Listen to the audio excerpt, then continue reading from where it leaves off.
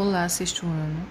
No vídeo de hoje, nós iremos estudar sobre sistema endócrino. O sistema endócrino e o sistema nervoso, juntos, eles regulam e controlam os processos metabólicos e as atividades do corpo, garantindo o equilíbrio químico do organismo, que nós chamamos de homeostase. As reações químicas que ocorrem no nosso corpo, eles fazem parte desse metabolismo.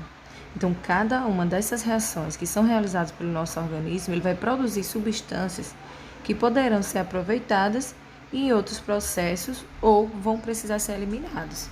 Então, tudo isso ele vai acontecer por quê? Para que haja um equilíbrio químico no nosso corpo. Então, o que é aproveitado no nosso organismo, o organismo aproveita, mas o que não consegue ser aproveitado, o que não serve para o nosso corpo, ele deve ser eliminado. Então, esse equilíbrio, esse processo de seleção do que é aproveitado ou não é o que nós chamamos de homeostase. Então, assim, esses processos metabólicos e as atividades do corpo humano, ele ocorre de forma controlada e regulada por meio da atuação do sistema nervoso e também do sistema endócrino. O sistema endócrino, ele é formado por glândulas endócrinas, que são responsáveis por produzir os hormônios. Então, os hormônios são substâncias químicas liberadas e transportadas pelo sangue e que atuam em diferentes partes do organismo. Então, é como o nosso cérebro ele vai receber o estímulo, então, como resposta, ele vai mandar um desses hormônios para determinada função. O corpo humano ele vai produzir diferentes hormônios e cada um deles tem uma função específica e só age sobre determinadas células que são chamadas de células-alvo. Então, nós iremos agora conhecer algumas dessas glândulas e quais suas respectivas funções. As ações dos hormônios, elas incluem o controle do crescimento do corpo, a alteração das características corporais da infância para a idade adulta e o controle da glicose do sangue. Então, essas glândulas, elas não agem sozinhas, pois existe uma relação direta entre elas e o sistema nervoso. Um exemplo disso é o hipotálamo, que é localizado no interior do cérebro. Ele possibilita, por exemplo, que hormônios sejam liberados quando há estímulos ambientais detectados pelos órgãos dos sentidos, como quando levamos um susto, por exemplo. Além disso, o hipotálamo ele coordena a atividade de uma glândula, que é a hipófise, que regula a produção de hormônios por outras glândulas do corpo. Essa glândula, a hipófise, ela produz ou libera diferentes tipos de hormônios que atuam em diversos órgãos e também em outras glândulas do corpo. Então, são exemplos de hormônios produzidos pela hipófise. O antidiurético, que atua nos rins, promovendo a retenção da água e sais minerais. O hormônio de crescimento, que promove o crescimento dos ossos e das cartilagens. E a gonadotrofinas, que são hormônios que estimulam a produção de gametas e a produção de hormônios sexuais pelos ovários e pelos testículos. Glândula tireoide. Ela está localizada na região anterior do pescoço e ela produz hormônios relacionados ao controle do metabolismo do corpo. Ela vai produzir o hormônio chamado tiroxina, que é responsável por aumentar as atividades da mitocôndrias e a liberação de energia. Também produz a calcitocinina, que é um hormônio que regula a concentração de cálcio no sangue. Então, o hormônio tiroxina ele está desregulada e ele é produzido em quantidade menor do que o ideal. Então, quando isso acontece, quando ela está desregulada, ela vai ser produzida menor do que o ideal. Então, o que é que acontece? O indivíduo ele vai apresentar sintomas de cansaço, indisposição e sonolência exagerada, podendo ocorrer ganho de peso, caracterizando uma doença que nós chamamos de hipotireoidismo.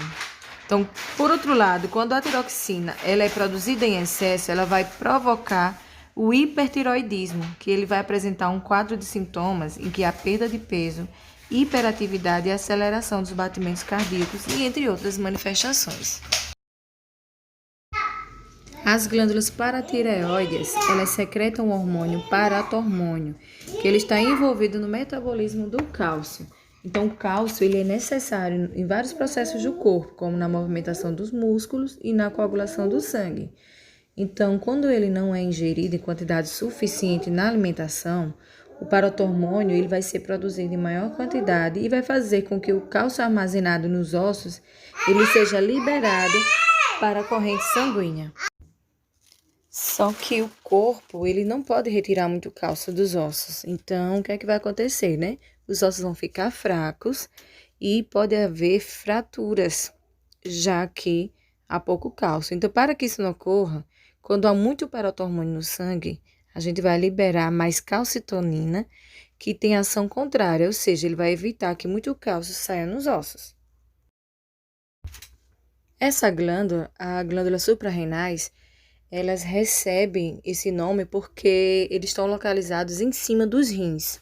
Então, elas produzem a aldosterona, que é um hormônio que atua nos rins, equilibrando a quantidade de água e de sais minerais que é liberada na urina ou que se mantém no organismo. Então, nas suprarrenais também é produzido o hormônio da adrenalina ou epinefrina, que acelera os batimentos cardíacos, os movimentos respiratórios e a liberação de glicose na corrente sanguínea, deixando o corpo em estado de alerta. Então, por esse motivo, a adrenalina ela é sempre lançada no sangue em situações que envolvam medo, raiva, susto ou forte emoção. O pâncreas é uma glândula que secreta hormônios que regulam a quantidade de açúcar no sangue. A insulina, ela retira a glicose do sangue e o glucagon, ele libera a glicose para o sangue.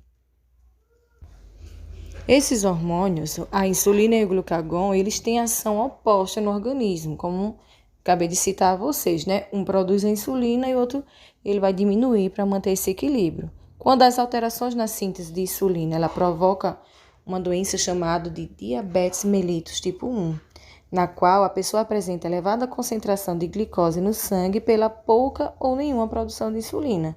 Então, seus sintomas incluem eliminação de açúcar pela urina, com aumento do volume urinário, sede excessiva, dificuldade na cicatrização e, com o passar do tempo, alterações visuais também. No tratamento, ele inclui injeções diárias de insulina. Por fim, nós temos aí as gônadas. Elas são glândulas produtoras dos hormônios sexuais nas mulheres e nos homens. Nas mulheres, eles produzem os hormônios que nós chamamos de estrógeno e progesterona. Esses hormônios eles estão relacionados com as características secundárias que acontecem na puberdade na mulher e com a preparação do útero para a chegada de um embrião, de um novo indivíduo, né? Então, ele prepara todo o útero, o progesterona, para que um novo indivíduo ele venha a se formar lá no útero. Já no masculino, o hormônio é o testosterona, que é produzido nos testículos e são responsáveis pelas características secundárias masculinas, como o crescimento dos pelos pubianos, a produção do esperma, a alteração da voz. Nas características secundárias femininas, o que é que acontece? A primeira menstruação, também o crescimento dos pelos pubianos. Então, todas essas características, puberdade, nós iremos ver mais adiante, lá no 8º ano. Então, é isso.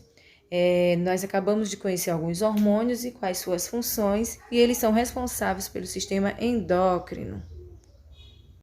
Então, a atividade que vocês irão responder estão na página 14 e 15 do módulo de vocês. Até mais, até o próximo vídeo.